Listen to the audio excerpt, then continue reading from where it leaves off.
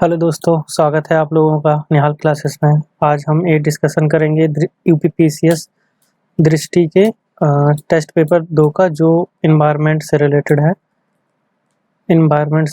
है। इससे पहले हम टेस्ट पेपर 1 का डिस्कशन कर चुके हैं, जो हिस्ट्री से रिलेटेड था। ठीक है, तो एक इन्वायरमेंट से रिलेटेड सेक्शनल टेस्ट है। तो हम लोग स्टार्ट करते हैं पहला क्वेश्चन। तो पहला क्वेश्चन क्या कह रहा है कि वायु गुणवत्ता रिपोर्ट 2022 में भारत का स्थान क्या है। तो देखो, वायु गुणवत्ता रिपोर्ट जारी कौन करता है, सबसे पहले ये देखना होगा। तो वायु गुणवत्ता रिपोर्ट जारी करता है स्विस वायु गुणवत्ता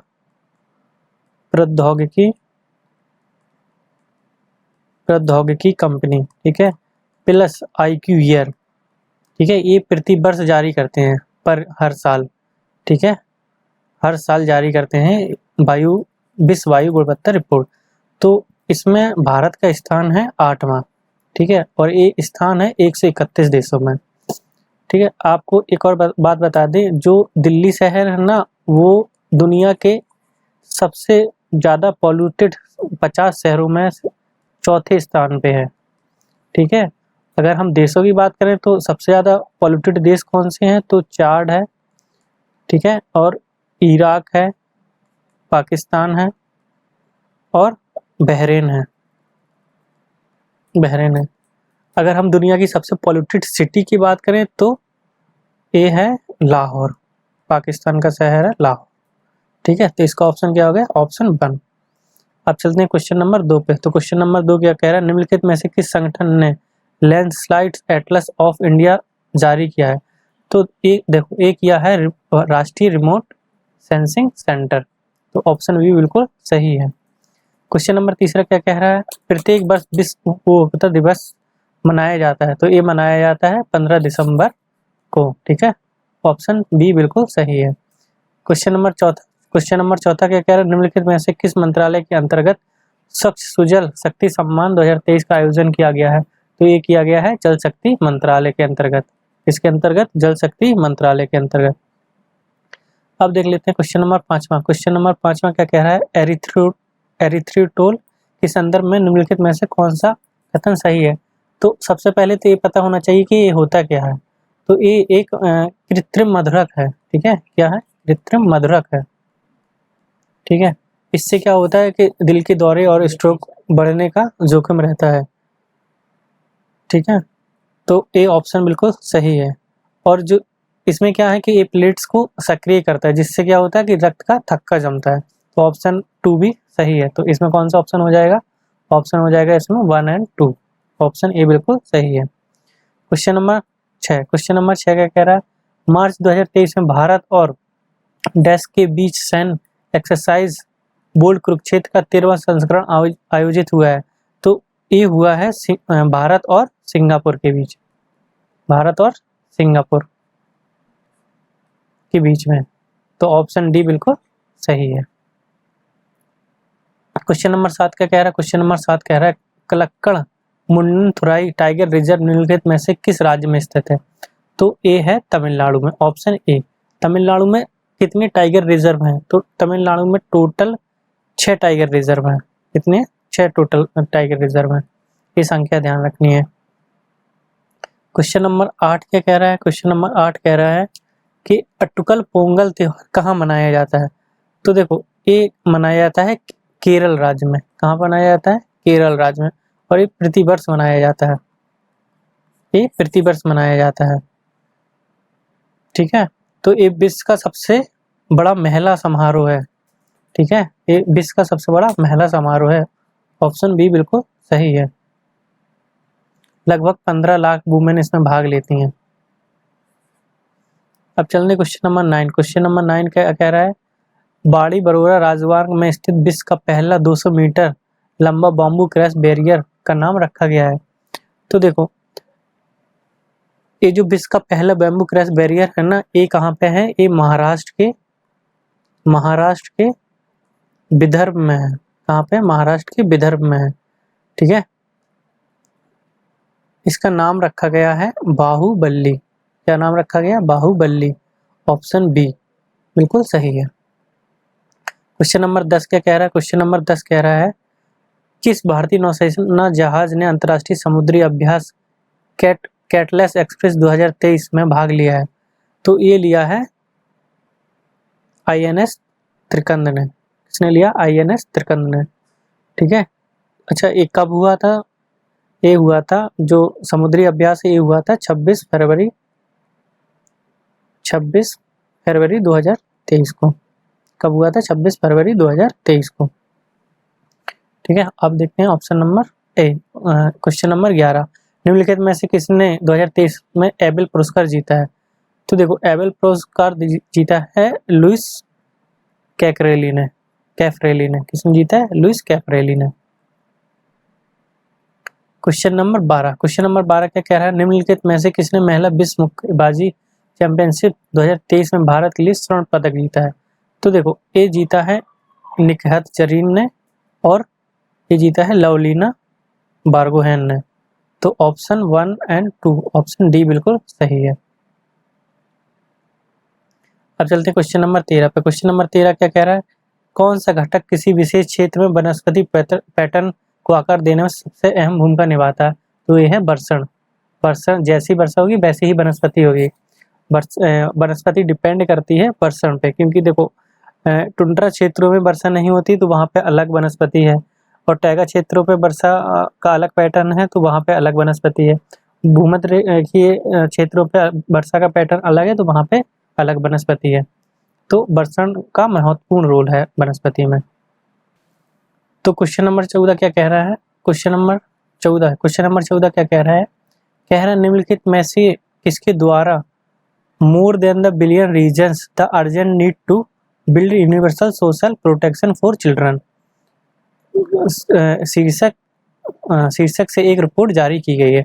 तो ये की गई है ILO एंड यूनिसेफ के द्वारा। ये संयुक्त रूप से इनके द्वारा जारी की गई है। तो ऑप्शन बी हमारा बिल्कुल सही है। क्वेश्चन नंबर 15 क्या कह रहा है? Women's business and the law 2023 report के संदर्भ में भारत है। तो देखो, ये रिपोर्ट जो जारी की जाती है, ये रिपोर्ट जारी की जाती है निम्न मध्यम आय वर्ग के देश के लिए। तो देखो, इसे जारी कौन करता है? तो इसे जारी करता है वर्ल्ड बैंक। कौन जारी करता है? World bank. और ये प्रति वर्ष जारी की जाती है।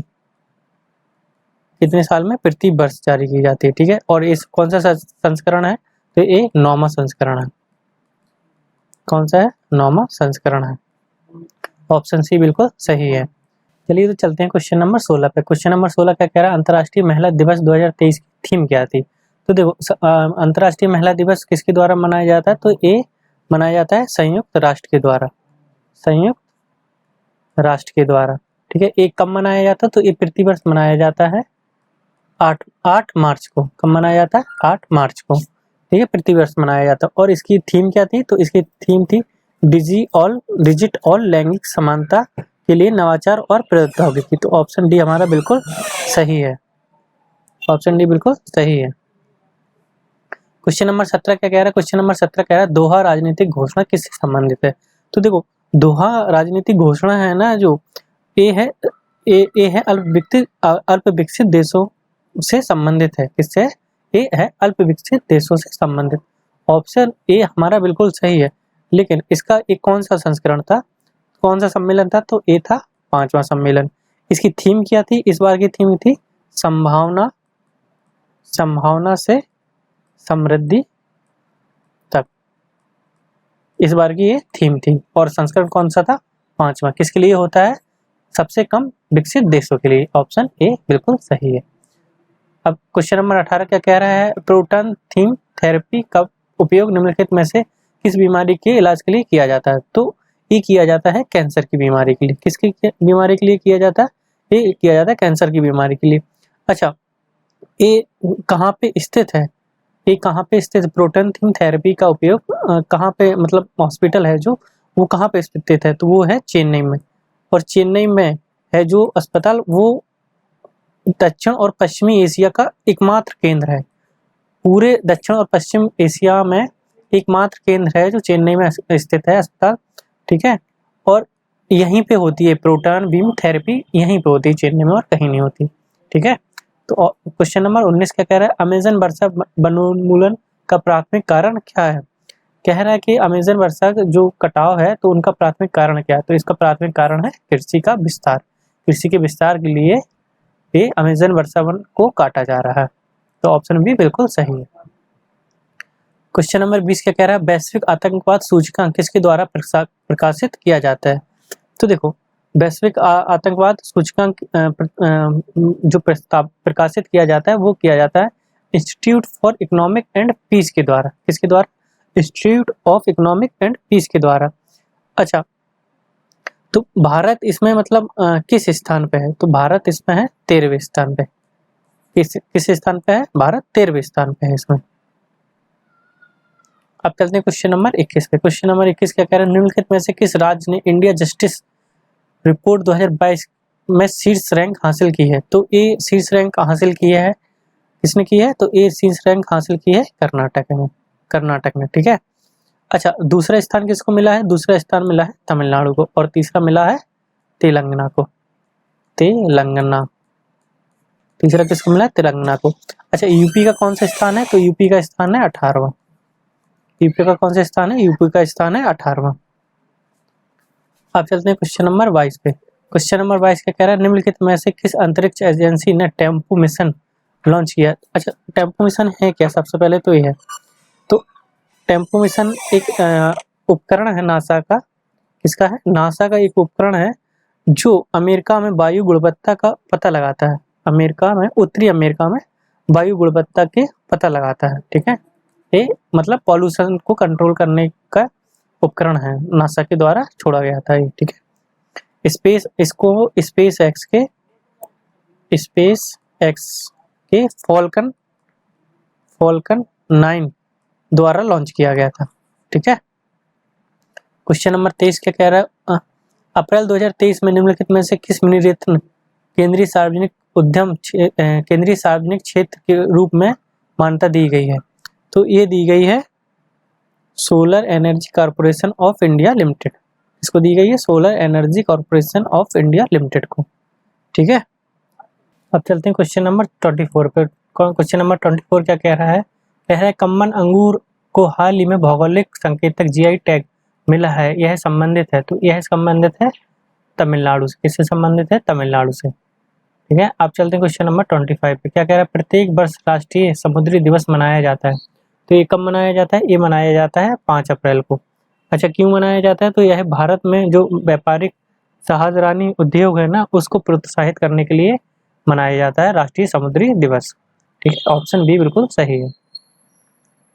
क्वेश्चन नंबर 26 देख लेते हैं, गंभीर सामाजिक अलगाव का एक रूप है जिसे हिकिकोमोरी कहा जाता है, निम्नलिखित में से किस देश से संबंधित है, तो यह संबंधित है जापान से। अच्छा, जापान में कुछ युवाएं हैं जो मतलब सरकार के खिलाफ प्रदर्शन कर रहे हैं, उसी प्रदर्शन को हिकिकोमोरी नाम दिया गया है। अब चलते हैं क्वेश्चन नंबर 27 पे। बैसाखी महोत्सव 2023 का आयोजन निम्नलिखित में से किया गया है, तो ये किया गया है जम्मू एंड कश्मीर में। कहाँ किया गया है, जम्मू एंड कश्मीर में। चलिए, तो चलते हैं क्वेश्चन नंबर 28 पे। क्वेश्चन नंबर 28 का कह रहा है, भारत में बाघ गणना 2022 के संदर्भ में निम्नलिखित में से कौन से कथन सही हैं। तो देखो, पहला ऑप्शन क्या कह रहा है, यह भारत की बाघ गणना का 5वां चक्र है जिससे पता चलता है कि देश में बाघों की संख्या में वृद्धि हुई है, तो ये ऑप्शन बिल्कुल सही है, ठीक है। शिवालिक पहाड़ियों और गंगा के मैदानी इलाकों में बाघों की आबादी में गिरावट आई। तो देखिए, शिवालिक और गंगा के मैदानों में बाघों की संख्या में वृद्धि हुई है। कमी कहाँ आई है, कमी आई है झारखंड, उड़ीसा,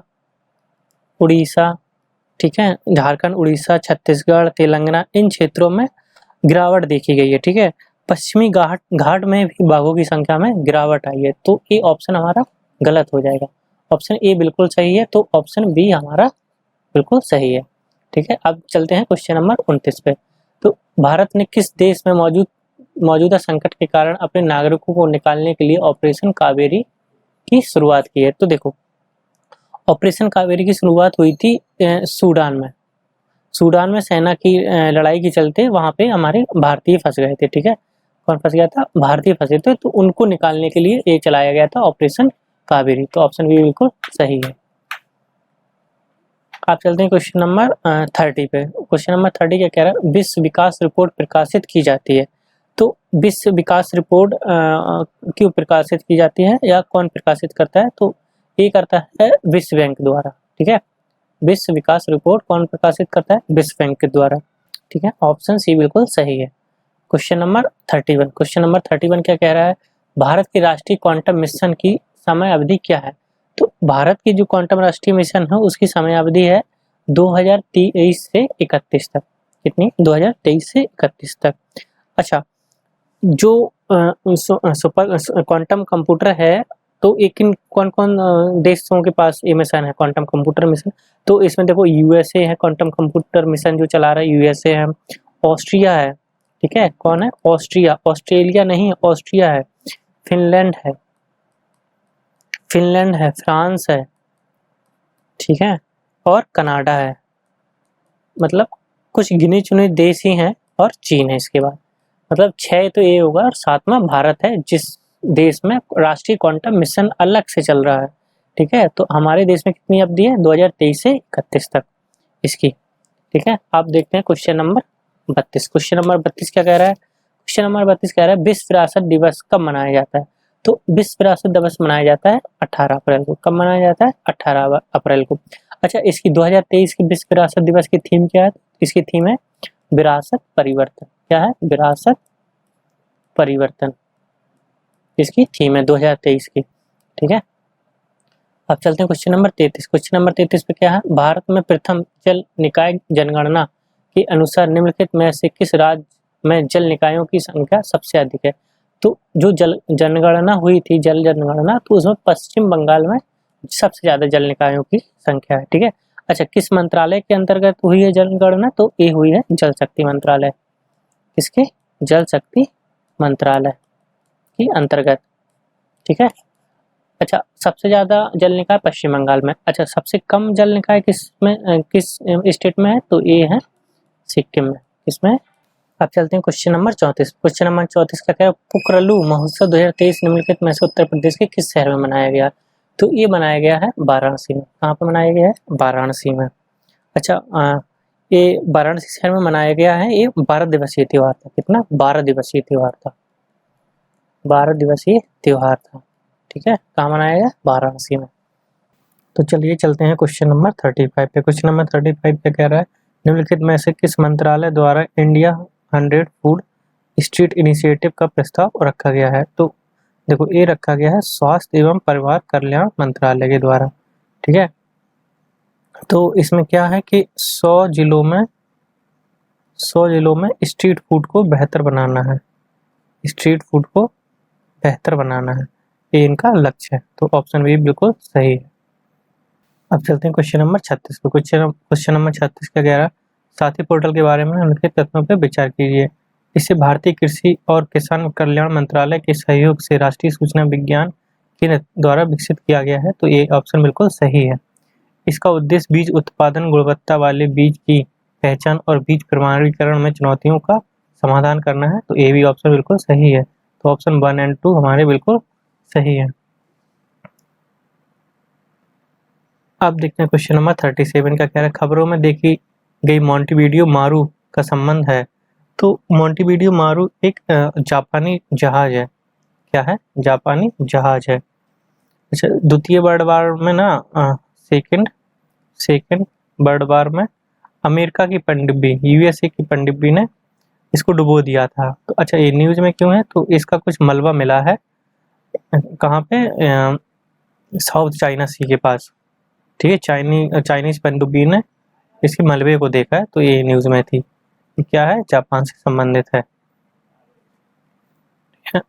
अब देखते हैं क्वेश्चन नंबर 38। क्वेश्चन नंबर 38 क्या कह रहा है, भारत में निम्नलिखित में से किस देश ने net zero innovation virtual centre स्थापित करने की घोषणा की है। तो ये घोषणा की है भारत और यूनाइटेड किंगडम के सहयोग से। अब चलते हैं क्वेश्चन नंबर 39 पे। क्वेश्चन नंबर 39 क्या कह रहा है, मार्च 2023 में भारत ने किस देश के साथ सेमीकंडक्टर आपूर्ति श्रृंखला के लिए एक समझौता पर हस्ताक्षर किए हैं। तो ये किए हैं यूएसए के साथ, इसके साथ यूएसए के साथ।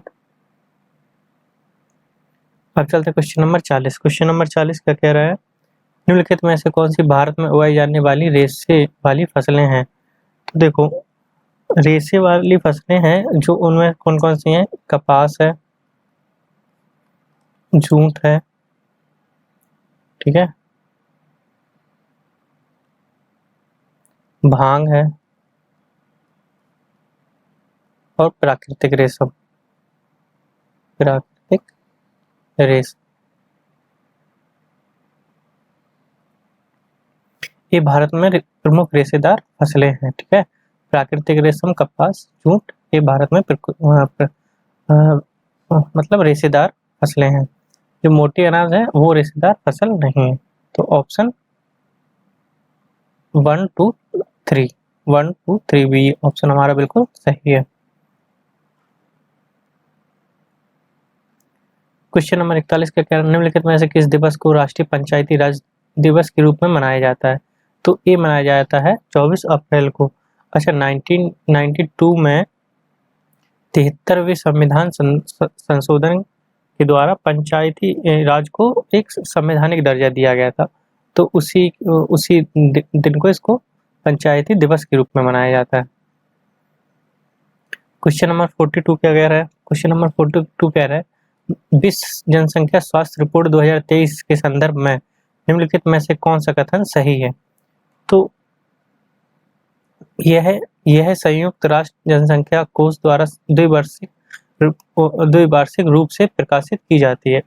तो देखो, संयुक्त राष्ट्र जनसंख्या कोष द्वारा प्रकाशित तो की जाती है, लेकिन ये प्रति वर्ष की जाती है।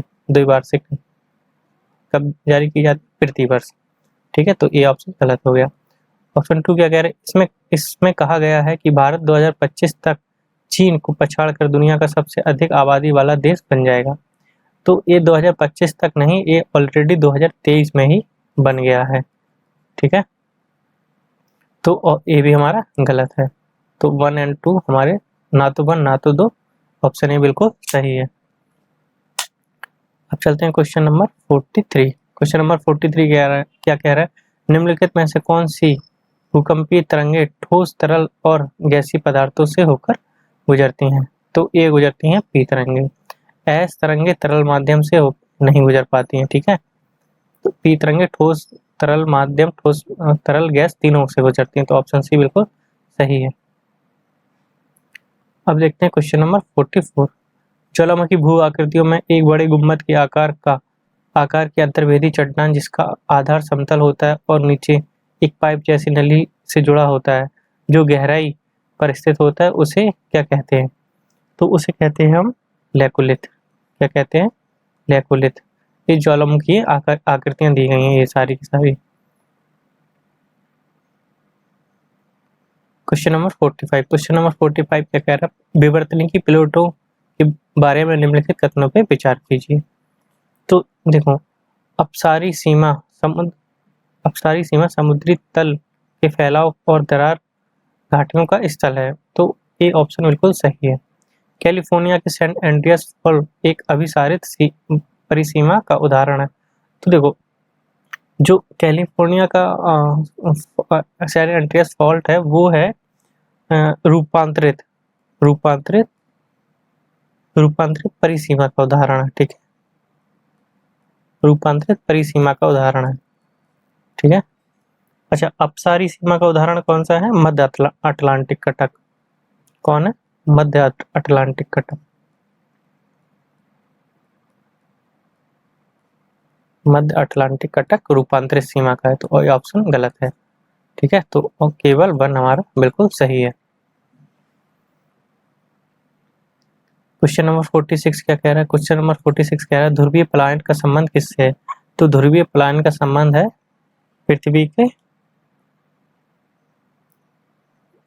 पृथ्वी के परिभ्रमण से। इससे संबंधित है पृथ्वी के परिभ्रमण से। Question number 47। क्वेश्चन नंबर 47 क्या कह रहा है कि भूप्रकृति के प्रमुख तत्वों में उनके भार के अनुसार आरोही क्रम का मतलब है बढ़ते हुए क्रम में लिखना है, ठीक है। तो देखो, सबसे ज्यादा कौन पाया जाता है, सबसे ज्यादा पाया जाता है ऑक्सीजन। पृथ्वी के भूपर पट्टी पे सबसे ज़्यादा ऑक्सीजन 46%, ठीक है। तो उसके बाद पाया जाता है सिलिकॉन, ये 27%। उसके बाद एल्यूमिनियम पाया जाता है 9%। फिर आयरन पाया जाता है 5%। फिर पाया जाता है कैल्शियम पाया जाता है 3.6%, ठीक है। फिर सोडियम और फिर पोटेशियम। तो अब देख लीजिए इसमें कौन सा ऑप्शन सही है। तो इसमें हमारा ऑप्शन है 4C, बिल्कुल सही। 4 3 2 1 बढ़ती हुई क्रम में बताना है वो हम लोगों। क्वेश्चन नंबर 48 क्या कह रहा है, यह विज्ञान जो चट्टानों की उत्पत्ति, इतिहास, घटना संरचना, रासायनिक संरचना का वर्गीकरण से संबंधित है के रूप में जाना जाता है। तो यह है पेट्रोलॉजी। मतलब चट्टानों की उत्पत्ति, इतिहास और घटना संरचना के बारे में जानने के लिए हम पेट्रोलॉजी का यूज करते हैं, पेट्रोलॉजी विज्ञान का यूज करते हैं। क्वेश्चन नंबर 49 क्या कह रहा है, निम्नलिखित में से किस समुद्र की कोई तट रेखा नहीं है। तो ये है सार्गस सागर। ये मतलब अटलांटिक महासागर के बीचों बीच के सागर को, जो सेंटर में सागर है उसे सार्गस सागर कहते हैं। तो उसकी सीमा किसी भी तट से नहीं लगती है, ठीक है।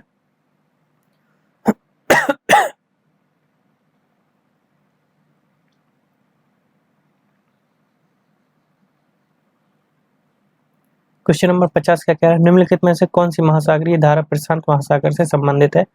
तो देखो, जो मोजाम्बिक है वो है इंडियन ओशियन से संबंधित, ठीक है। अगुलास भी है इंडियन ओशियन से संबंधित, ठीक है। कोरोसिया है, ये है पैसिफिक ओशियन से संबंधित, और फॉकलैंड की धारा है, ये है अटलांटिक। इसकी पूछा है प्रशांत महासागर से, तो कौन सी है, ऑप्शन सी बिल्कुल सही है।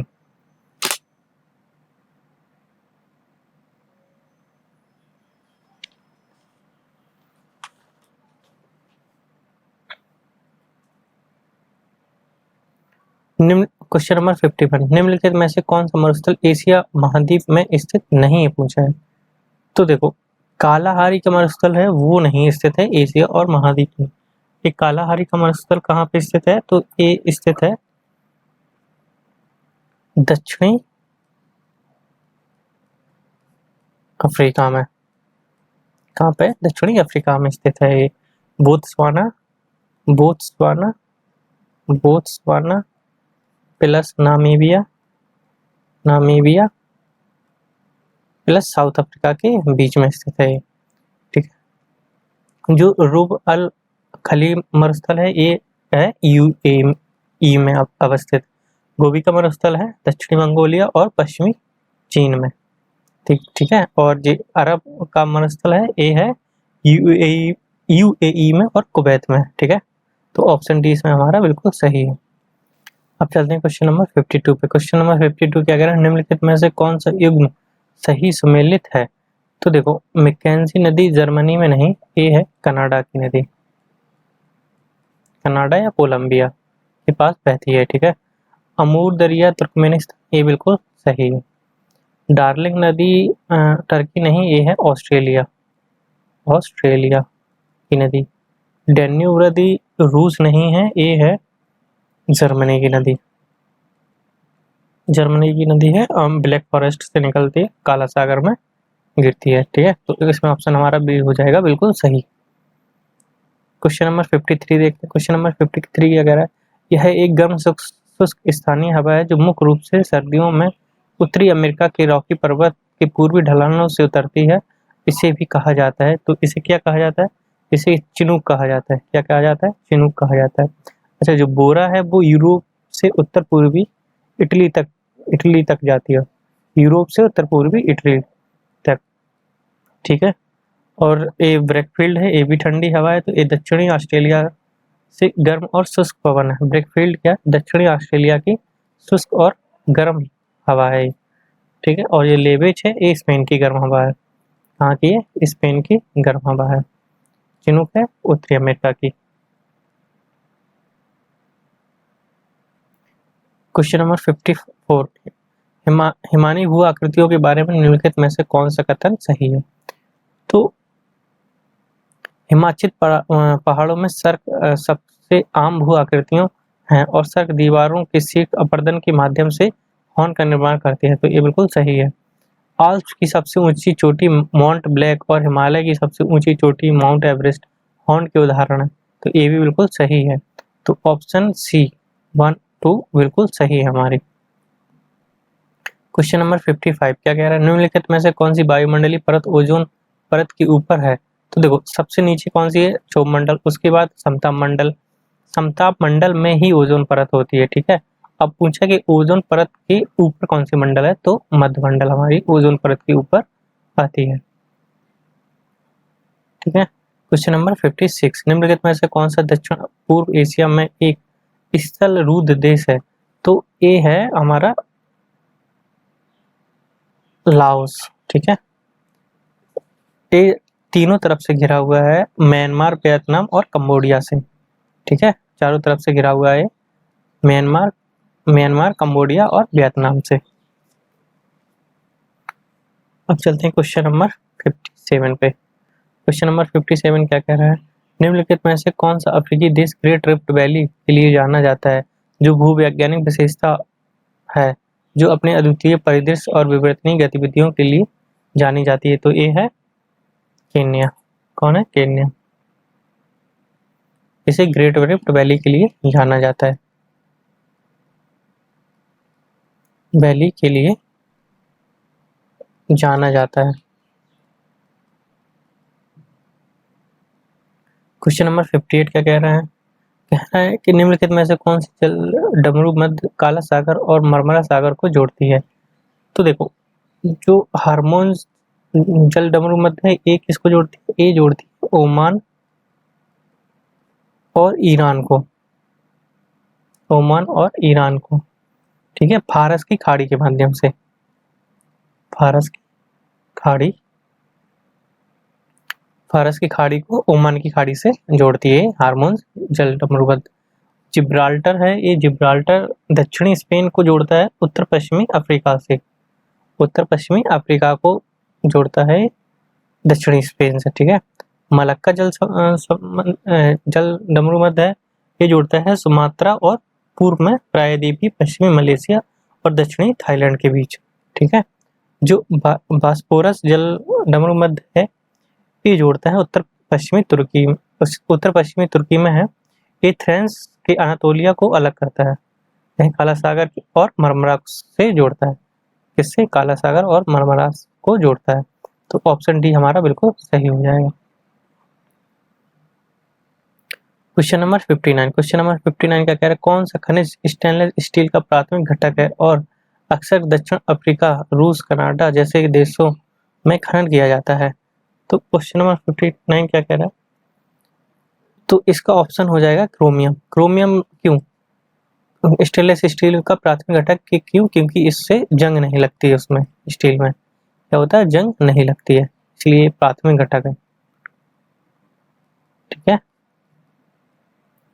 क्वेश्चन नंबर 60 क्या कह रहा है? सेनेटरी राष्ट्रीय उद्यान निम्नलिखित में से किस अफ्रीकी देश में स्थित है? तो सेनेटरी राष्ट्रीय उद्यान है, ये है तंजानिया में स्थित। कहाँ पे? तंजानिया में स्थित है, ठीक है। अब क्वेश्चन नंबर 61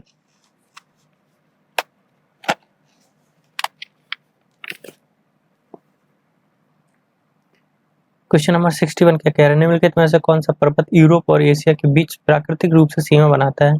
तो ये बनाता है काकेसस माउंटेन, ठीक है।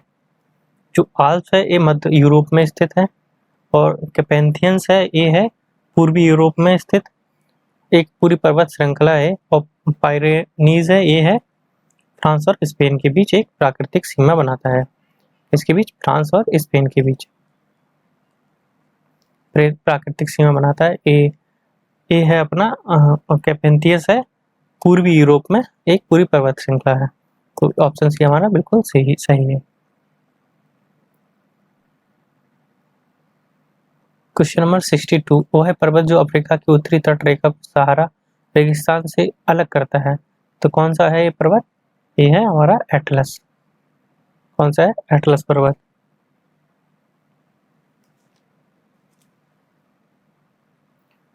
क्वेश्चन नंबर 63 क्या कह रहा है? कौन सी प्राइमेट प्रजाति मेडागास्कर की स्थानिक और अपनी विशिष्ट बड़ी आंखों रात में के व्यवहार के लिए जानी जाती है? तो ये है लेमूर। कौन सी प्रजाति है? ये लेमूर। अब चलते क्वेश्चन नंबर 64 पर। निम्नलिखित में से कौन सा युग उष्णकटिबंधीय चक्रवात क्षेत्र का नाम सही है? तो देखो, जो हरिकेन है वो पश्चिमी प्रशांत और दक्षिणी चीन सागर, अच्छा हरिकेन आता है अटलांटिक महासागर में। कहाँ आता है? अटलांटिक, अटलांटिक ओशियन में, ठीक है। और जो बिलीबिली है पश्चिमी ऑस्ट्रेलिया, ये बिल्कुल सही है, ठीक है। टाइफून कहाँ पे आता है? ये टाइफून हिंद महासागर में नहीं आता है, टाइफून आता है पश्चिमी पश्चिमी प्रशांत और दक्षिणी चीन सागर में, ये टाइफून आता है। चक्रवात कहाँ आता है? तो चक्रवात आता है इंडियन ओशियन, इंडियन ओशियन में, ठीक है। तो ऑप्शन बी हमारा बिल्कुल सही है। क्वेश्चन नंबर 65 क्या कह रहा है? निम्नलिखित युगों में झीलों और महाद्वीपों में कौन सा सही है? ये बताना है। तो देखो, बैकाल झील है वो ऑस्ट्रेलिया में स्थित नहीं है, बैकाल झील है मध्य एशिया में। कहाँ पे? मध्य एशिया में, ठीक है। लेक आयर है उत्तरी अमेरिका में नहीं है, ये है ऑस्ट्रेलिया में। कहाँ पे? ऑस्ट्रेलिया में, ऑस्ट्रेलिया के मध्य भाग में स्थित है। सुपीरियर झील एशिया में नहीं है, सुपीरियर झील है उत्तरी अमेरिका में, उत्तरी अमेरिका में, ठीक है। टिटिकाका झील है दक्षिण अमेरिका में। तो ये बिल्कुल सही है हमारा, ऑप्शन डी बिल्कुल सही है। क्वेश्चन नंबर 66 क्या कह रहा है? सोलोमन द्वीप निम्नलिखित में से किस क्षेत्र में स्थित है? तो सोलोमन द्वीप है ना जो, वो हमारा स्थित है दक्षिणी पश्चिमी प्रशांत महासागर में। कहाँ पे? दक्षिणी पश्चिमी महासागर में स्थित है। क्वेश्चन नंबर फिर 67, माउंट एसो ज्वालामुखी किस देश से संबंधित है? तो माउंट एसो ज्वालामुखी है जापान से संबंधित। किससे संबंधित है? जापान से संबंधित। यह एक सक्रिय ज्वालामुखी है, ठीक है। कैसा ज्वालामुखी? सक्रिय ज्वालामुखी है। और किस आइलैंड पे है? जापान के किस आइलैंड पे है? तो क्यूशू पे है। किस आइलैंड पे? क्यूशू पे है। 66, पोठावार पठार निम्नलिखित में से किस देश में स्थित है? तो पोठावार पठार स्थित है पाकिस्तान में। कहाँ पे है? पाकिस्तान में। 69 क्या कह रहा है? सीरे नेवादा रेंज का एक उदाहरण है। तो ये है हमारा ब्लॉक, क्या नाम, ब्लॉक पर्वत का उदाहरण, ब्लॉक पर्वत का उदाहरण। अब चलते हैं क्वेश्चन नंबर 70 पे। 70 क्या कह रहा है? मेकांग नदी निम्नलिखित में से किस सागर से गिरती है? तो ये गिरती है दक्षिणी चीन सागर में, ठीक है। ऑप्शन ए बिल्कुल सही है। क्वेश्चन नंबर 71, ग्रांड कैनियन उदाहरण है। तो ये उदाहरण है, ग्रांड कैनियन उदाहरण किसका है? तो ये है अवनालिका अपर्तन का। क्वेश्चन नंबर 72 क्या कह रहा है? नीचे दिए गए कथनों पे एक अभिकथन ए है और दूसरा कारण है। तो अभिकथन और कारण से बेस्ड। उपोष्ण कटिबंधीय जलवायु से परे पूरे उत्तरी यूरेशिया में 50 से 70 अक्षांशों में पाई जाती है। तो ये बिल्कुल सही है। उपोष्ण कटिबंधीय जलवायु केवल उत्तरी गोलार्ध में पाई जाती है, क्योंकि दक्षिणी गोलार्ध में एक समान कोई भूभाग नहीं है। तो ये भी इसका सही है, कारण भी सही है और ये वो भी सही है, कथन भी सही है। तो ऑप्शन डी हमारा इसमें बिल्कुल सही हो जाएगा। क्वेश्चन नंबर 73, क्या निम्नलिखित में से कौन सा पर्यावरण एक अजैविक घटक नहीं है? अजैविक घटक नहीं है पूछा है, तो इसमें हो जाएगा हमारा डी, ये हमारा एक जैविक घटक है। गुरुत्वाकर्षण, स्थलाकृति और ऊर्जा, ये एक अजैविक घटक है, अजैविक घटक है,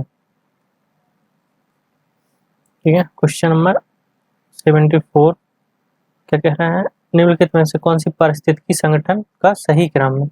तो देखो, ये सही क्रम है जनसंख्या, जनसंख्या होगी तो समुदाय बनेगा, समुदाय बनेगा तो पारिस्थितिकी तंत्र बनेगा, पारिस्थितिकी तंत्र से बड़ा होता है बायोम, बायोम सबसे बड़ा होता है जीव मंडल जो हमारी पृथ्वी है। तो ऑप्शन बिल्कुल सही है। क्वेश्चन नंबर 75, वह एक अंतःक्रिया जिससे एक प्रजाति को हानि होती है और दूसरी प्रजाति अप्रभावित रहती है, तो उसे क्या कहते हैं? तो उसे कहते हैं हम लोग अंतरजातीय परजीविता। क्या कहते हैं? अंतरजातीय परजीविता। अच्छा, सहभोजिता में क्या होता है? इसमें एक प्रजाति को लाभ तथा दूसरी प्रजाति को अप्रभावित रहती है। एक प्रजाति को लाभ रहता है इसमें, प्लस दूसरी अप्रभावित, नो चेंज। ठीक है, इसमें एक को हानि होती है और एक अप्रभावित रहती है, नो चेंज। ठीक है, और सहकारिता में क्या होता है? इसमें होता है दोनों प्रजातियों को लाभ होता है। ठीक है, दोनों को लाभ होता है। और तटस्थ में क्या होता है? तटस्थ में क्या होता है? किसी भी प्रजाति को कोई शुद्ध लाभ नहीं होता है, किसी को कोई शुद्ध लाभ नहीं होता और ना ही हानि होती है, ना ही कोई हानि होती है। तो इसमें ऑप्शन बी हमारा बिल्कुल सही है। क्वेश्चन नंबर 76, क्वेश्चन नंबर 76 क्या कह रहा है? क्वेश्चन नंबर 76 कह रहा है परिस्थितिकीय अनुक्रमण के संदर्भ में निम्नलिखित में से कौन सा कथन सही है? किसी क्षेत्र में उपनिवेश स्थापित करने वाले पहले पौधे को अग्रणी समुदाय कहा जाता है, तो ये बिल्कुल सही है। अनुक्रमण के अंतिम चरण को समुदाय कहा जाता है, तो ये भी बिल्कुल सही है। तो इसमें ऑप्शन क्या हो जाएगा हमारा? इसमें हो जाएगा हमारा 1 और 2 बिल्कुल सही। क्वेश्चन नंबर 77 क्या कह रहा है? निम्नलिखित में से कौन सा कथन सही नहीं है? सही नहीं है पूछा है, तो देखो, आर्द्र सदाबहार वन पश्चिमी घाट निकोबार और अंडमान द्वीप समूह में पाए जाते हैं, बिल्कुल सही है। बिलांचली पौधों की जड़ें नरम ऊतक से बनी होती हैं ताकि पौधे जल में श्वसन ले सकें, ये भी बिल्कुल सही है। देवदार के जंगल शिवालिक पहाड़ियाँ पश्चिमी और मध्य हिमालय की शुष्क ढलानों में पाए जाते हैं, ये भी बिल्कुल सही है। चैंपियन और सेठ ने भारतीय वनों को 9 प्रकारों में वर्गीकृत किया है, तो ये 9 प्रकारों में नहीं, ये 17 प्रकारों में वर्गीकृत किया है, तो ये ऑप्शन गलत है। गलत पूछा है तो ऑप्शन डी बिल्कुल सही है। क्वेश्चन नंबर 78 क्या कह रहा है? भारतीय घास भूमि एक चारा अनुसंधान कहाँ पे स्थित है? तो ये झांसी में स्थित है। कहाँ पे स्थित है? झांसी में। 79 क्या कह रहा है? बीजीव जो जड़ वाले पौधों के तनों तथा पत्तियों अथवा नीचे की मृदा के ऊपर निकलने से जड़ों से जुड़ते हैं कहलाते हैं, तो उन्हें क्या कहते हैं? उन्हें कहते हैं हम नेक्टन। क्या कहते हैं? नेक्टन। क्वेश्चन नंबर 88 क्या कह रहा है? निम्नलिखित में से किसी सर्वाधिक उत्पादक परिस्थितिकी तंत्र माना जाता है, तो ये है ज्वारनमुख को। किसको माना जाता है? ज्वारनमुख को, क्योंकि यहाँ पे देखो नदियां अपना जल लेके आती हैं, ना तो ज्यादा खारा होता है ना ही ज्यादा मीठा होता है, तो ये सबसे ज्यादा प्रोडक्टिव क्षेत्र होता है। अब चलते हैं क्वेश्चन नंबर 81 पे। 81 क्या कह रहा है? स्वच्छ गंगा निधि CGF के संदर्भ में निम्नलिखित कथनों में कौन सा कथन सही पूछा है? तो देखो, इसकी स्थापना भारतीय ट्रस्ट अधिनियम 1882 के ट्रस्ट के अंतर्गत की गई थी, तो ये बिल्कुल सही है। इसका संचालन प्रधानमंत्री की अध्यक्षता वाले ट्रस्ट द्वारा बैंक खाते के माध्यम से किया जाता है, तो ये प्रधानमंत्री नहीं, ये वित्त मंत्री के द्वारा, वित्त मंत्री की अध्यक्षता वाले ट्रस्ट के बैंक खाते के माध्यम से किया जाता है। ठीक है, यह निवासियों, अनिवासियों, NRI मूल व्यक्तियों को गंगा नदी में योगदान की अनुमति देता है, ये भी बिल्कुल सही है। यह योजना वित्त पोषण मूल्यांकन के आधार पर बनाने के लिए मापने योगदान उद्देश्य से परिभाषित है, ये भी बिल्कुल सही है। तो 3 सही है, बी गलत है, तो इसमें पूछा होगा कौन सा सही नहीं है। ठीक है ना, तो ऑप्शन बी हमारा बिल्कुल सही है। क्वेश्चन नंबर 82, क्वेश्चन नंबर 82 क्या कर रहे हैं? फ्लाई ऐश के संदर्भ में निम्नलिखित कथन पर विचार कीजिए। फ्लाई ऐश एक कण ऑक्साइड युक्त है, इसमें मुख्य रूप से सिलिका या एल्यूमिनियम, आयरन के ऑक्साइड, कैल्शियम होते हैं, तो ये बिल्कुल सही है। यह फसल की पैदावार को कम करता है, तो ये ऑप्शन गलत है। क्यों? क्योंकि पैदावार को कम नहीं करता है, क्योंकि पैदावार को बढ़ाता है। क्या करता है? बढ़ाता है, क्योंकि इसमें मिनरल्स होते हैं, मिनरल्स होते हैं, तो ये गलत है। ऑप्शन ए हमारा बिल्कुल सही है। क्वेश्चन नंबर 83, किस राज्य को विश्व की फॉल्कन की राजधानी कहा जाता है? तो ये कहा जाता है हमारा नागालैंड को।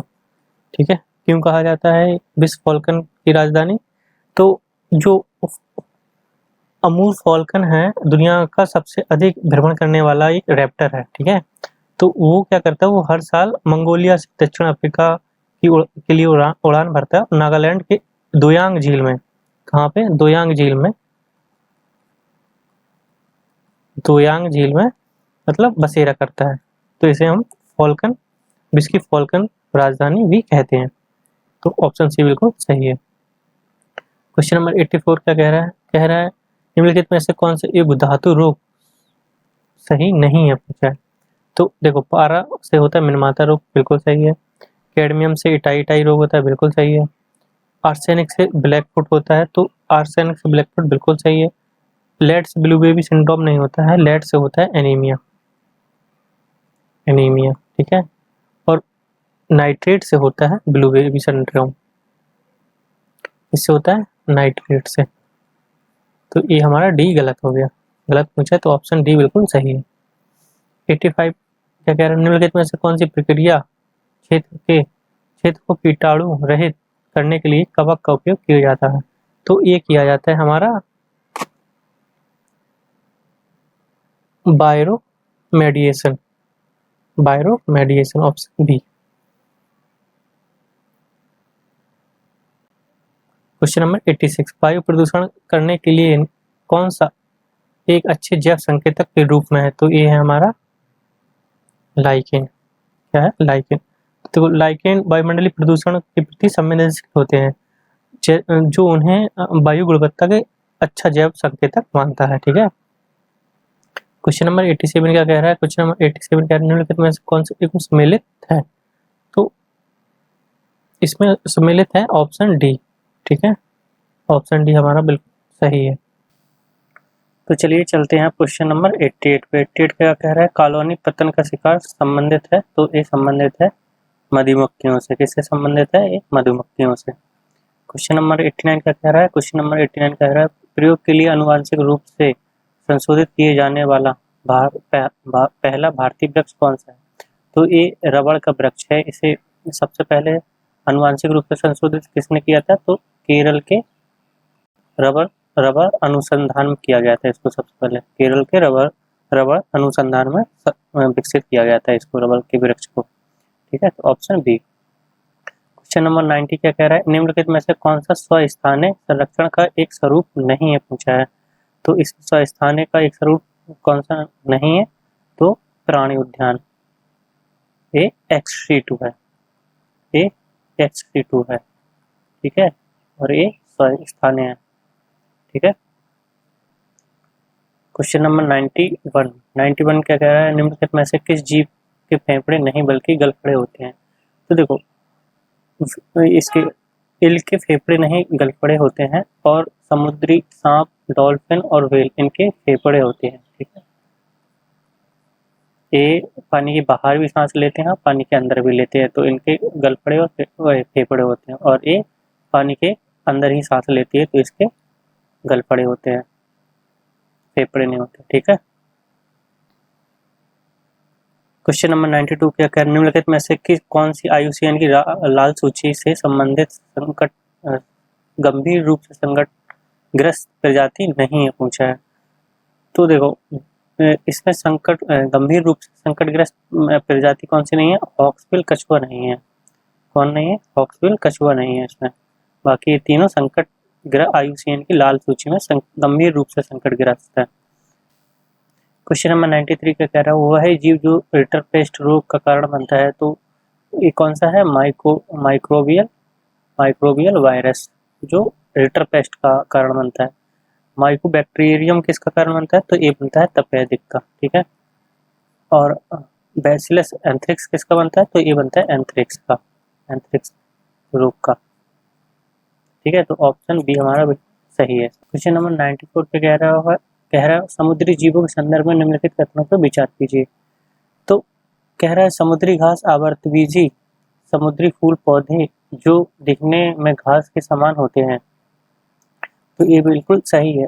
समुद्री शैवाल थैलाइड पौधे हैं जिनमें जड़ें, तने और पत्तियां जैसे वास्तविक उत्तकों में कोई अंतर नहीं होता। ये भी बिल्कुल सही है। तो ऑप्शन 1 और 2 दोनों बिल्कुल सही है। क्वेश्चन नंबर 95 क्या कह रहा है, जैव मंडल आरक्षित क्षेत्र के संदर्भ में निम्नलिखित कथनों में कौन सा सही है। जैव मंडल आरक्षित क्षेत्र के संक्रमण क्षेत्र में पर्यटन, मछली पकड़ने और चराई की अनुमति होती है।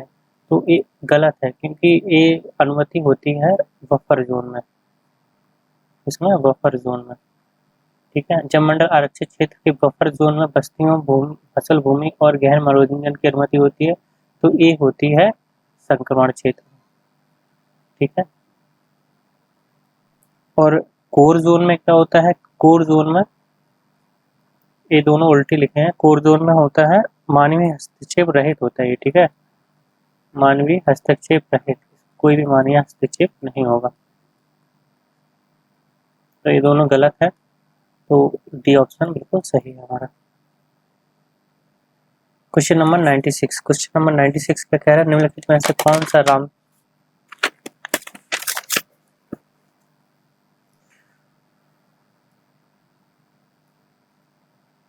क्वेश्चन नंबर 96, निम्नलिखित में से कौन सा रामसर स्थल उत्तर प्रदेश में स्थित है। तो देखो, जो सरसई नावर झील है ये है इटावा में, यूपी के इटावा में। ठीक है, और जो कांजली झील है ये है पंजाब में। ठीक है, और जो यशवंत सागर है ये है इंदौर में, एमपी में। और जो कांवर ताल है ये है बिहार में, बिहार के बेगूसराय में। तो इसमें ऑप्शन ए हमारा बिल्कुल सही है। 97 क्या कह रहा है, निम्नलिखित में से कौन सा एक राष्ट्रीय उद्यान राज्य, केंद्र शासित प्रदेश से सम्मिलित नहीं है, पूछा है। ठीक है, तो देखिए, झांसी रानी समुद्री राष्ट्रीय उद्यान अंडमान और निकोबार द्वीप समूह बिल्कुल सही है। कांगेर घाटी राष्ट्रीय उद्यान छत्तीसगढ़, ये भी बिल्कुल सही है। गुगामल राष्ट्रीय उद्यान तेलंगाना, ये तेलंगाना में नहीं है, ये है महाराष्ट्र में। कहाँ है, महाराष्ट्र में। तो ये हमारा गलत हो गया, सी। मुरलेन राष्ट्रीय उद्यान मिजोरम, ये बिल्कुल सही है। तो गलत ऑप्शन सी हमारा बिल्कुल सही है। 98 क्या कह रहा है, रबी के मौसम में निम्नलिखित में से कौन सी फसल की खेती की जाती है। तो रबी की फसल है जो बोई जाती है अक्टूबर एंड दिसंबर में, और काटी जाती है अप्रैल एंड जून में। ठीक है, तो इसमें कौन कौन सी प्रमुख फसलें हैं, गेहूँ, जौ, मटर, चना, सरसों, ये प्रमुख फसलें हैं। तो इसमें देख लो रबी की फसल में की कौन कौन सी, जौ है, सरसों है। ठीक है, तो ये मूंगफली, मूंगफली है, देखो मूंगफली है खरीफ की। ठीक, और कपास भी है खरीफ की फसल। तो ये दोनों गलत है, तो डी ऑप्शन हमारा बिल्कुल सही है। क्वेश्चन नंबर 99 क्या कह रहा है, भारतीय चाय बोर्ड का मुख्यालय कहाँ पे स्थित है। तो भारतीय चाय बोर्ड का मुख्यालय है ना जो, वो स्थित है कोलकाता में। ठीक, हाँ, ठीक है, और ये किस मंत्रालय के अंतर्गत आता है, तो ये आता है वाणिज्य मंत्रालय, वाणिज्यिक वाणिज्यिक मंत्रालय। ठीक है, इसके दो मुख्यालय विदेश में भी है, तो कहाँ पे है, मॉस्को एंड दुबई में, दो विदेशों में भी इसके दो मुख्यालय हैं। ठीक है, क्वेश्चन नंबर 100 क्या कह रहा है, न्यूनतम समर्थन मूल्य किसकी सिफारिश के आधार पर होता है। तो ये होता है कृषि लागत और मूल्य उद्योग, इनकी सिफारिश पे होता है। और इनका अंतिम निर्णय कौन लेता है, तो ये लेता है पीएम की अध्यक्षता में आर्थिक मामलों की मंत्रिमंडल समिति। कौन लेता है, पीएम की अध्यक्षता में आर्थिक मामलों की मंत्रिमंडल समिति इनका अंतिम निर्णय लेता है। क्वेश्चन नंबर 101 क्या कह रहा है, क्वेश्चन नंबर 1 निम्नलिखित में से संयुक्त राष्ट्र महासभा के किस सत्र में 2023 में अंतर्राष्ट्रीय कदन वर्ष घोषित किया गया। कदन मतलब मिलिट्स ईयर घोषित किया गया। तो ये किया गया है 75वें सत्र द्वारा। ठीक है, क्वेश्चन नंबर 102 क्या कह रहा है, कृषि क्रांति दी गई है और संबंधित दिया गया किससे संबंधित है। तो देखिए, जो स्वर्णिम रेशा खेती है वो संबंधित है जूट उद्यान से। ठीक है, उत्पादन से। और जो धूसर खेती है वो है उर्वरक से। और जो लाल खेती है वो है टमाटर से। और जो पीली है वो तिलहन से। तो ऑप्शन बी हमारा बिल्कुल सही है इसमें। क्वेश्चन नंबर 103 क्या कह रहा है, भारत में कृषि के प्रकार के संदर्भ में निम्नलिखित कथनों में सही है। देखिए, चावल और जूट भारत की उत्तर कृषि की प्रमुख फसलें हैं, तो ये बिल्कुल सही है। सीढ़ीनुमा कृषि पहाड़ी में की जाती है, ये भी बिल्कुल सही है, तो ऑप्शन ए बिल्कुल सही है। 104 क्या कह रहा है, भारत के निम्नलिखित राज्यों में किस प्रकार विचार कीजिए और उन्हें मक्के की खेती के अंतर्गत घटते हुए क्रम में बताना है। तो घटते हुए क्रम में देखिए, सबसे पहले कौन है, सबसे ज़्यादा कौन है, एमपी, ठीक है, फिर महाराष्ट्र, उसके बाद देन उसके बाद आएगा राजस्थान मक्के की खेती में, ठीक है, फिर उसके बाद आएगा उत्तर प्रदेश। तो ऑप्शन डी हमारा बिल्कुल सही है। क्वेश्चन नंबर 105, राष्ट्रीय कृषि और ग्रामीण नाबार्ड की स्थापना पूछा है, कब हुई थी, तो नाबार्ड की स्थापना हुई थी 1982 में, ठीक है। क्वेश्चन नंबर 106, निम्नलिखित में से कौन सा 2000 वर्ष में गठित किसान आयोग के अध्यक्ष था, तो ये थे एम एस स्वामीनाथन, ठीक है। कब गठित हुआ था, 18 नवंबर 2004 को, ठीक है। क्वेश्चन नंबर, कश्मीर हिमालय में करेवा संरक्षण उत्पादन में प्रयुक्त है, तो ये है जाफरान, जाफरान केसर की खेती के लिए, केसर की एक किस्म है जाफरान। 108, कॉफी बोर्ड ऑफ इंडिया का मुख्यालय कहाँ पे है, तो ये है कॉफी बोर्ड ऑफ मुख्यालय का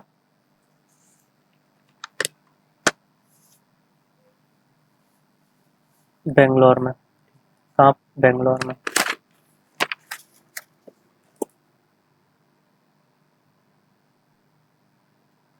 क्वेश्चन नंबर 109, निम्नलिखित में से कौन सा उष्णकटिबंधीय गन्ना क्षेत्र में के अंतर्गत नहीं आता है, तो ये है हरियाणा, ठीक है। क्वेश्चन नंबर 110, क्वेश्चन नंबर 110 क्या कह रहा है, भारतीय कृषि संसाधन आईसीआर की स्थापना कब हुई थी,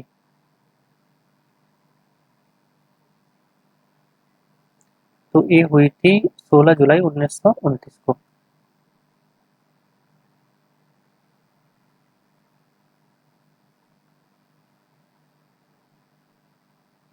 क्वेश्चन नंबर 111, क्वेश्चन नंबर 111, निम्नलिखित में से किस भारतीय बागवानी का जनक माना जाता है, तो ये माना जाता है मैरीगोडा, एम एच मैरीगोडा। क्वेश्चन नंबर 112, निम्नलिखित में से राज्यों पर विचार कीजिए, उन्हें मवेशियों की संख्या के घटते क्रम में बताना है।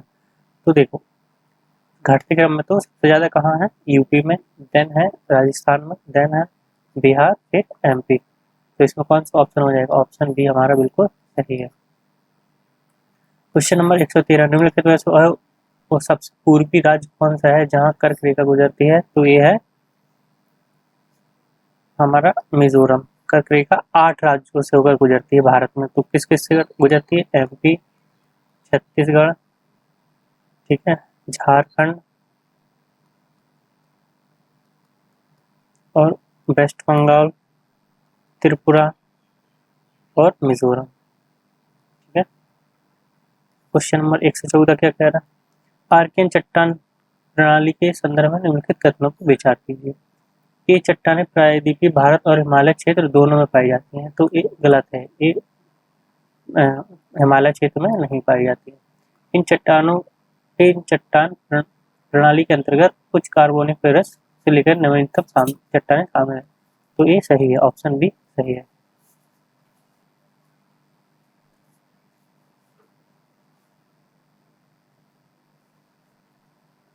एक सौ 15 का कह रहा है, पूगा घाटी किस राज्य में स्थित है, तो ये स्थित है लद्दाख में। 116 क्या कह रहा है, निम्नलिखित में से कौन सा तट भारत के पूर्वी तट पर स्थित है, तो देखो, कोंकण तो है पश्चिमी तट पे, ठीक है, उत्कल पूर्वी है, कोरोमंडल पूर्वी और आम तट, ये तीनों पूर्वी तट पर स्थित है, तो ऑप्शन ए सही है। क्वेश्चन नंबर 117 क्या कह रहा है, अभिकथन दिया है, कारण दिया है, ब्रह्मपुत्र बाढ़ चैनल शिफ्टिंग और बैंक कटाव के लिए प्रसिद्ध है, तो ये बिल्कुल सही है। इनकी अधिकांश सहायक नदियां बड़ी और अपने जलग्रहण क्षेत्र से भारी वर्षा के कारण बड़ी मात्रा में तलछटी लाती हैं तो ये गलत है। तो ऑप्शन सी ए सही किंतु आर गलत। 118 क्या कह रहा है, निम्नलिखित में से कौन सी नदी अंतर्देशीय जल निकास प्रणाली का हिस्सा है। तो देखो लूनी नदी है जो अंदर ही है, कहीं पे इसका ड्रेनेज नहीं है, और घग्गर नदी। ठीक है, तो ऑप्शन ए हो जाएगा हमारा। ये अरब सागर में जाकर नहीं मिल पाती है, गायब हो जाती है, और ए भी नहीं मिल पाती है। क्वेश्चन नंबर 119, क्वेश्चन नंबर 119 क्या कह रहा है, निम्नलिखित में से कौन सा सबसे लंबा बांध है। तो सबसे लंबा बांध है हमारा हीराकुंड। किस नदी पे है, महानदी पे है, उड़ीसा में। ठीक है, भाखड़ा नदी बांध किस नदी पे है, तो ये है सतलज नदी पे। ठीक है, 120 का कह रहा अल नीनो के संदर्भ में निम्नलिखित कथनों में कौन सा सही है। तो यह गर्म धारा है जो पेरू के तट पे, तो पहली बात तो ये गर्म धारा नहीं है। हाँ, अल नीनो गर्म धारा है, ला नीना ठंडी धारा होती है, प्रशांत पेरू के प्रकट होती है, सही है। अमानसूनी गतिविधियों की भविष्यवाणी करने में सहायता करती है, तो ए भी बिल्कुल सही है। 1 एंड 2 बिल्कुल सही है। 121 निम्नलिखित में से कौन से कारक मृदा को प्रभावित करते हैं। तो ये चारों कारक मृदा को प्रभावित करते हैं, तो ऑप्शन डी हो गया हमारा बिल्कुल सही। क्वेश्चन नंबर 122 काली मृदा के संदर्भ में निम्नलिखित में से कौन सा सही नहीं पूछा है। इसमें उच्च उर्वरता बिना उर्वरक के कई फसलों का समर्थन करती है, ये सही है। यह लंबे समय तक नमी को बनाए रखने के लिए जाना जाता है, ये भी सही है। इसमें एल्यूमिनियम, कैल्शियम, चूना, पोटास की कमी होती है, तो ये गलत है। इसमें इसकी अधिकता होती है। यह कपास, तिलहन, सब्जियां, खट्टे फलों के समर्थन करती है, ये भी सही है। गलत पूछा है, ए सी ऑप्शन बिल्कुल सही है। 123 के कह रहे निम्नलिखित में कौन सी मृदा निम्नीकरण का प्रभाव नहीं है। तो मृदा निम्नीकरण का प्रभाव कौन नहीं है, खाद खनन नहीं है। टुंड्रा 124 कह रहे टुंड्रा मृदा के में कौन सा कथन सही है, के बारे में कौन सा कथन सही है। तो इसमें नाइट्रोजन, फास्फोरस की प्रचुर मात्रा होती है, तो ये बिल्कुल सही है। अच्छे कार्बन सिंक के रूप में कार्य करता है, ये भी सही है। तो ऑप्शन सी हमारा बिल्कुल सही है। क्वेश्चन नंबर 125 के कह रहे में से भारत के सामान्य रूप से पाए जाने वाले वन। तो भारत सामान्य रूप से पाए जाने वाले हैं पर्णपाती, उष्णकटिबंधीय पर्णपाती वन। 126 का कह रहे भारतीय वन नीति 1988 का उद्देश्य था। तो इसका उद्देश्य क्या था, 33% क्षेत्र में वन आवरण के अंतर्गत लाना, बिल्कुल सही है। देश की प्राकृतिक विरासत, इसकी जैविक विविधता और आनुवांशिक पूल का संरक्षण करना, ये भी बिल्कुल सही है। तो ऑप्शन डी बिल्कुल सही है। क्वेश्चन नंबर 127 कृषि संबंधी सूखा माना जाता है। तो मृदा में न्यूनतम नमी जो फसलों को सहारा देने के लिए आवश्यक है, तो ये गलत है। ऐसी स्थिति जब अपर्याप्त वर्षा की लंबी अवधि होती है, तो ये बिल्कुल सही है। विभिन्न भंडारों में जलाशयों और मृत जलाशयों आदि में जल की अनुपलब्धता, तो ये गलत है। पारिस्थितिकी संकट के परिणाम स्वरूप जल की कमी, ये भी गलत है। तो ऑप्शन बी हमारा बिल्कुल सही है। 128 का कह रहे निम्नलिखित में से कौन सा कथन उष्णकटिबंधीय चक्रवातों के संबंध में सही नहीं है। तो देखिए ये चक्रवात निम्न वायुमंडलीय केंद्र होते हैं, दबाव के केंद्र होते हैं, बिल्कुल सही है। इनमें पवनों का प्रभाव केंद्र के बाहर की ओर, ये गलत है, केंद्र के अंदर की ओर होता है, केंद्र के अंदर की ओर। देखिए हाई प्रेशर के सेंटर होते हैं, इसमें लिखा है ना वायुमंडलीय दबाव निम्न दाब के क्षेत्र पर होते हैं। तो देखो निम्न दाब के क्षेत्र पर होंगे और बाहर हाई प्रेशर होगा, तो हाई प्रेशर से लो प्रेशर की ओर पवने चलेंगे। ठीक है, तो पवनों का प्रवाह केंद्र के बाहर की ओर नहीं होगा, पवनों का प्रवाह केंद्र के अंदर की ओर होगा। ठीक है, इसमें पवनों की दिशा उत्तरी गोलार्ध में वामाव्रत होती है, बिल्कुल सही है। इस बंगाल की खाड़ी में अरब सागर में उत्पन्न होने वाले उस कटबंधी चक्रवातों से प्रभावित है, तो ये भी बिल्कुल सही है। तो इसमें ऑप्शन बी हो गया हमारा सही। 129 का कह रहा है जल विभाजक प्रबंधन के संबंध में निम्नलिखित कथनों पर विचार कीजिए। तो ये रिसाव तालाबों पुनर्भरण कुओं जैसे तरीकों माध्यम से भूजल अववाह को रोकना, भंडारण और पुनर्भरण करना शामिल है। तो ये गलत है। हरियाली केंद्र सरकार द्वारा प्रायोजित एक जल ग्रहण विकास परियोजना है। ये बिल्कुल सही है, ऑप्शन बी। 130 का कह रहा है निम्नलिखित में से कौन सी समुद्री पारिस्थितिकी तंत्र का प्रकार नहीं है? तो ए है टुंड्रा। ठीक है। क्वेश्चन नंबर 131 का कह रहा है लौह अयस्क भारत के किस चट्टान में पाए जाते हैं? तो लौह अयस्क भारत में धारवाड़ की चट्टानों में पाए जाते हैं। 132 का कह रहा है कॉपरफील्ड दी गई है और राज्य दिए गए हैं। तो देखो जो चंद्रपुर है वो है कहाँ पे? महाराष्ट्र में। ठीक है। हसन कहाँ पे है? हसन है कर्नाटक। और खम्माड़ कहाँ पे है? तो ये है आंध्र प्रदेश में। और खेतड़ी है राजस्थान में। तो कौन सा ऑप्शन हो जाएगा? ऑप्शन ए हमारा बिल्कुल सही। 133 क्या कह रहा है बुनाई किरूबरू नोआमंडी खदानें किस खनिज से संबंधित है? तो ये है लोहा अयस्क से। 134 का कह रहा है रत्नों पर विचार कीजिए। तमिलनाडु भारत में मैग्नीज का प्रमुख उत्पादक है। तो ये गलत है। मैग्नीज भारत में लगभग सभी भूवैज्ञानिक संरचनाओं में पाए जाते हैं, लेकिन यह मुख्य रूप से धारवाड़ प्रणाली से जुड़े हैं। तो ये बिल्कुल सही है क्वेश्चन, ऑप्शन 2। क्वेश्चन नंबर 135 लौह और इस्पात उद्योग के लिए में से कौन सा खनिज आवश्यक है? तो ये है क्रोमियम, जिंक और कोकिंग कोल। ठीक है। तो इसमें ऑप्शन डी हमारा बिल्कुल सही है। 136 का कह रहा है गोल्ड फील्ड पर विचार कीजिए। तो कौन सी? कर्नाटक में है। तो कर्नाटक में है कोलार और हट्टी। ठीक, ऑप्शन ए। 137 निम्नलिखित में से कौन सी नदी उत्तर प्रदेश से होकर नहीं बहती है? तो उत्तर प्रदेश से होकर नहीं बहती ये है महानंदा। 138 भूस्खलन की घटना के संबंध में निम्नलिखित कथनों पर विचार कीजिए। तो यह है हिमालय पश्चिमी घाट और नदी घाटियों में आम विशेषता है। बिल्कुल ये काफी हद तक है अत्यधिक स्थानीय कारकृत कारकों से नियंत्रित होते हैं। ये भी बिल्कुल सही है। तो ऑप्शन सी।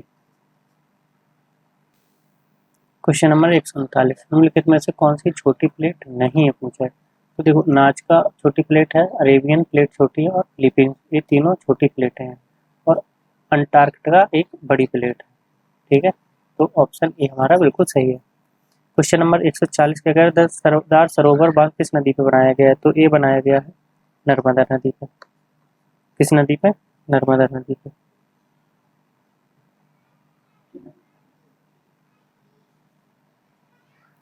141 का कह रहा है भारत में बॉक्साइट का सबसे बड़ा उत्पादक कौन है? तो भारत में बॉक्साइट का सबसे बड़ा उत्पादक उड़ीसा है। 142 भारतीय गंगा नदी बेसिन प्राधिकरण की स्थापना हुई है। तो ये हुई है 2009 में। 143 वन्य जीव विश्व वन्य जीव दिवस मनाया जाता है। तो ये मनाया जाता है 3 मार्च को। 144 का कह रहा है वन्य जीव अधिनियम और वर्ष। तो देखिए सुमेलित नहीं है पूछा है। तो वन्य जीव संरक्षण 1972, जैव विविधता अधिनियम 2002 और प्रोजेक्ट टाइगर 1972 ये गलत है। प्रोजेक्ट हाथी 1992 ये बिल्कुल सही है। ये गलत पूछा है, ऑप्शन बी और सी बिल्कुल सही है। 145 क्या कह रहा है पर्यावरणीय भूगोल के संदर्भ में निम्नलिखित में से कौन सी आर्द्रभूमि का प्राथमिक कार्य है? तो ये आर्द्रभूमि का प्राथमिक कार्य है कार्बन सिंक का। 146 भारतीय गिद्ध कार्य योजना की समयावधि क्या है? तो ये है 2020-25 तक। भारतीय के पश्चिमी घाट के संदर्भ में निम्नलिखित में से कौन सा सही है? तो देखिए पश्चिमी घाट जिसमें सह्याद्री की पहाड़ियों के नाम से भी जाना जाता है, वनस्पति में जीवों के समृद्ध और अद्वितीय संयोग के लिए प्रसिद्ध है। ये बिल्कुल सही। इसे यूनेस्को की विश्व धरोहर के रूप में मान्यता प्राप्त है। ये भी बिल्कुल सही है। तो ऑप्शन सी। 148 नदी के मीडर्स के रूप में निम्नलिखित में से कौन सा कथन सही है। तो इसका निर्माण तब होता है तब उच्च स्तर से बहने वाली धारा निम्न ढाल वाले ढलानों में टूट जाते हैं। तो ये गलत है। नदी की मिंडरिंग होने के कारण ऑक्सबो झील का निर्माण होता है, तो ये बिल्कुल सही है। जब नदी ऐसे ऐसे बहती है तो यहाँ पे जब इसका क्या होता है, निक्षेपण होता है, तो धीरे धीरे करके ये कट जाता है और यहाँ से ऐसे ऐसे बहने लगती है, तो ये ऑक्सबो लेक बन जाता है यहाँ पे। क्वेश्चन नंबर 149 निम्नलिखित में से कौन सा बंदरगाह भारत के पूर्वी तट पे नहीं है। तो भारत के देखो, एन्नौर, पारादीप और तूतीकोरन ये तीनों पूर्वी तट पे हैं, ठीक है, और ये बधावन है, ये है पश्चिमी तट पे। कहाँ है? पश्चिमी तट पे। क्वेश्चन नंबर 150 का कह रहा है निम्नलिखित में से कौन सा एक नदी और सहायक नदी सम्मिलित नहीं है। तो देखो, गोदावरी गंगा बिल्कुल सही है, कृष्णा पेंगोंग गलत, महानदी हसदेव बिल्कुल सही है, किशन झेलम किशन गंगा ये भी बिल्कुल सही है। तो ऑप्शन बी हमारा बिल्कुल सही है। तो ये था दृष्टि का टेस्ट पेपर 2, ठीक है। तो ऐसे ही टेस्ट पेपर के लिए जुड़े रहें निहाल क्लासेस के लिए। थैंक यू, धन्यवाद।